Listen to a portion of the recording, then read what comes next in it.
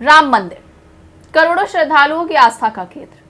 हर दिन यहाँ लाखों रुपए नकद, सोना, चांदी और कीमती सामान दान के रूप में चढ़ाया जाता है। लेकिन सोचिए, अगर इसी दान पर कोई हाथ साफ कर दे तो क्या होगा। अयोध्या राम मंदिर दान चोरी मामले में अब जांच के हर दिन नए खुलासे सामने आ रहे हैं। पहले सिर्फ चोरी की बात सामने आई थी, लेकिन अब पुलिस को आरोपियों के घरों से लेकर उनके बैंक खातों तक ऐसे सबूत मिले हैं जिससे साफ हो रहा है कि मामला सिर्फ कुछ नोट चुराने का नहीं, बल्कि एक पहले से सुनियोजित खेल का है। इसी कड़ी में सूत्रों से पता चलता है कि आरोपित अविनाश शुक्ला की निशानदेही पर सबसे ज्यादा पैसे की रिकवरी हुई है। पुलिस ने 89 लाख रुपए बरामद किए हैं। उसमें अधिकांश पैसा अविनाश शुक्ला के पास से मिला है। बताया जा रहा है कि ये पैसा एफआईआर दर्ज होने से पहले ही ट्रस्ट ने अपने स्तर पर बरामद कर लिया था। इसके अलावा चंदा चोरी मामले में बैंक ऑफ बड़ौदा के अयोध्या ब्रांच में भी जिले की पुलिस ने जांच की है और इसके लिए अयोध्या पुलिस ने बैंक ऑफ बड़ौदा ब्रांच को एक नोटिस भी सर्व किया था, क्योंकि बैंक ऑफ बड़ौदा में ट्रस्ट का एक खाता है जिसमें भक्त सिर्फ ऑनलाइन चढ़ावा जमा करते हैं या क्यूआर कोड से जो पैसे आते हैं वो ही यहाँ जमा होते हैं। तो आखिर ये 8 आरोपी कौन हैं? इनके घरों से क्या मिला, बैंक खातों में पुलिस को क्या मिला और आखिर जांच अब किस दिशा में बढ़ रही है? आइए पूरी कहानी शुरू से समझते हैं। दान चोरी का खुलासा कैसे हुआ? राम मंदिर में रोजाना श्रद्धालु दान पात्रों में नकद, सोना, चांदी और अन्य कीमती सामान चढ़ाते हैं। इन दानों की गिनती और रिकॉर्ड रखने के लिए अलग अलग कर्मचारियों की ड्यूटी लगाई जाती है। कुछ समय पहले दान की रकम में लगातार गड़बड़ी की शिकायत सामने आने लगी। इसके बाद मंदिर प्रशासन ने पूरे मामले की जांच कराई। उत्तर प्रदेश सरकार ने एक विशेष जांच दल यानी एसआईटी का गठन किया।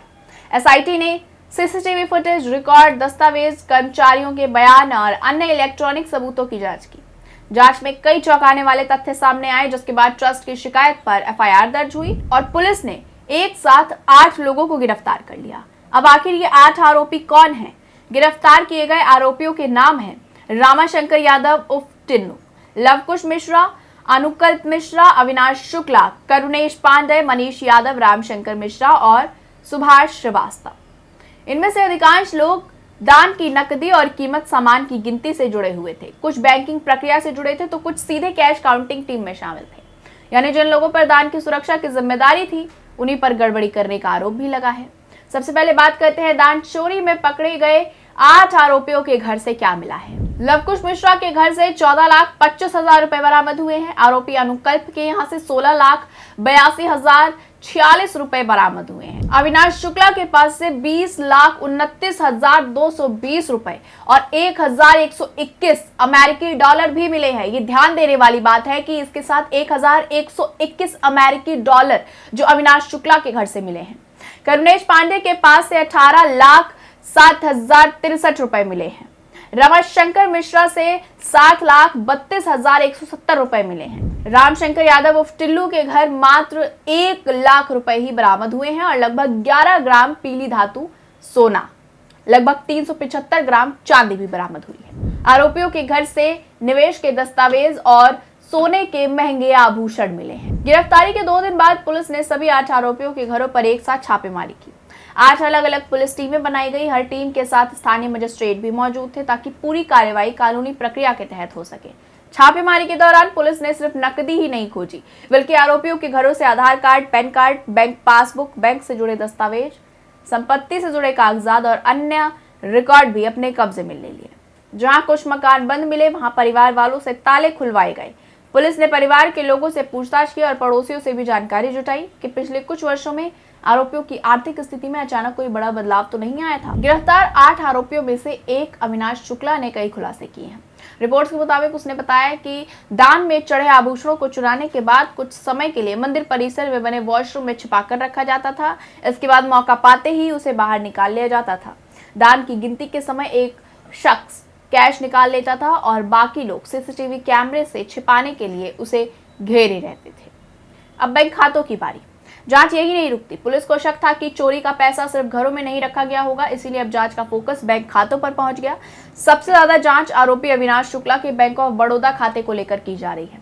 राम मंदिर चढ़ावा चोरी मामले में पुलिस ने आरोपी अविनाश शुक्ला के कमरे से एक संदूक बरामद किया, जिस पर लाल रंग से राम राज्य कोष लिखा हुआ है और एक पेटीएम क्यूआर कोड भी लगा हुआ है। बीते दिनों हुई छापेमारी का वीडियो अब सामने आया है, जबकि आरोपी अविनाश शुक्ला फिलहाल जेल में बंद है। Police bank statement, transaction history और खाते में आए जाए पैसों की पूरी जांच कर रही है। जांच के दौरान बैंकिंग रिकॉर्ड से लगभग 89 लाख रुपए से जुड़े वित्तीय सुराग मिले हैं। अब पुलिस ये पता लगा रही है कि ये पैसा कहां से आया है, कहां गया और क्या इसका संबंध मंदिर के दान से है। यानी अब जांच सिर्फ कैश रिकवरी तक सीमित नहीं, बल्कि पूरा मनी ट्रेल खंगाला जा रहा है। इतना ही नहीं, अयोध्या के राम मंदिर में चढ़ावे की कथित चोरी के मामले में जेल में बंद मुख्य आरोपी अविनाश शुक्ला से जुड़ी जांच अब नए मोड़ पर पहुंच गई है। सोशल मीडिया पर उसके भाई अमित शुक्ल का नकदी की गड्डियां हाथ में लिए एक वीडियो सामने आया है। पुलिस ने वायरल वीडियो को जांच का हिस्सा बना लिया है और अब उसमें दिख रही रकम के स्रोत की पड़ताल की जाएगी। बैंक ऑफ बड़ौदा में हर महीने 1 से 1.5 करोड़ का चंदा आता है। ऑनलाइन जब से ट्रस्ट बना है तब से मंदिर बनने और अब तक 2026 तक हर महीने रूटीन दिनों में 1 से 1.5 करोड़ का चढ़ावा चढ़ता है, जो इस बैंक में जमा हो रहा था। महाकुंभ के समय और छुट्टियों में ये डबल तक पहुंच जाता था। 4 से 5 करोड़ रुपए ऑनलाइन पैसे जमा होते थे। साल में 1-2 बार ट्रस्ट के लोग कभी पैसा निकालते थे, वो भी केवल चेक के जरिए। और अगर बड़ा अमाउंट होता था तो ट्रस्ट के बड़े अधिकारियों से क्रॉस चेक करके चेक क्लियर किया जाता है। सूत्रों के मुताबिक चंपत राय का एक खाता bank of Baroda Ayodhya branch में है, जो दिल्ली से बहुत सालों पहले ट्रांसफर होकर आया था। बताया जा रहा है कि यह अकाउंट एक्टिव नहीं है। इस अकाउंट में बहुत कम पैसे हैं। अनिल मिश्रा का खाता bank of Baroda Ayodhya branch में है और 2-3 महीने पहले 20 लाख रुपए का लोन पास कराकर इसी बैंक से अनिल मिश्रा ने एक ईवी गाड़ी ली थी। ट्रस्ट का एक और ऑनलाइन चढ़ावे के लिए खाता है, जो राम जन्मभूमि ट्रस्ट सिंपली वेबसाइट पर लिखा हुआ है। पुलिस के मुताबिक अब तक आरोपियों से करीब 69,85,000 रुपए नकद बरामद किए जा चुके हैं। हालांकि एक आरोपी सुभाष श्रीवास्तव के पास से कोई नकदी बरामद नहीं हुई है, लेकिन जांच एजेंसियों का कहना है कि उसकी भूमिका की भी जांच की जा रही है। पुलिस का मानना है कि बरामद रकम पूरी कहानी नहीं है, इसीलिए बैंक खाते, संपत्ति और अन्य वित्तीय रिकॉर्ड की जांच भी लगातार जारी है।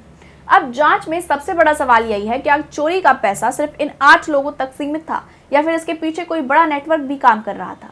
इसी वजह से पुलिस आरोपियों के मोबाइल फोन, बैंक खाते, संपत्ति, रिश्तेदारों और करीबी लोगों से जांच कर रही है और पूछताछ कर रही है। जिन लोगों के नाम जांच के दौरान सामने आएंगे उनसे भी पूछताछ हो सकती है। एफआईआर में अन्य लोगों का भी जिक्र किया गया है, यानी जांच आगे बढ़ने पर नए नाम भी सामने आ सकते हैं। फिलहाल 8 आरोपी न्यायिक हिरासत में हैं और पुलिस लगातार सबूत जुटा रही है। घरों से मिले दस्तावेज, करीब 80 लाख रुपए की बरामदगी, 89 लाख रुपए से जुड़े बैंकिंग सुराग और अब मनी ट्रेल की जांच, इन सब को जोड़कर पुलिस ये पता लगाने की कोशिश कर रही है कि आखिर राम मंदिर के दान में हुई कथित गड़बड़ी की पूरी कहानी क्या है और क्या इस मामले में अभी और भी बड़े खुलासे होने बाकी हैं। जैसे जैसे जांच आगे बढ़ेगी, इस मामले में और भी नए तथ्य सामने आ सकते हैं। इस मामले से जुड़ी सभी अपडेट्स हम आपको देते रहेंगे। तब तक के लिए जुड़े रहिए हमारे साथ और देखते रहिए हेडलाइन ब्यूरो। धन्यवाद।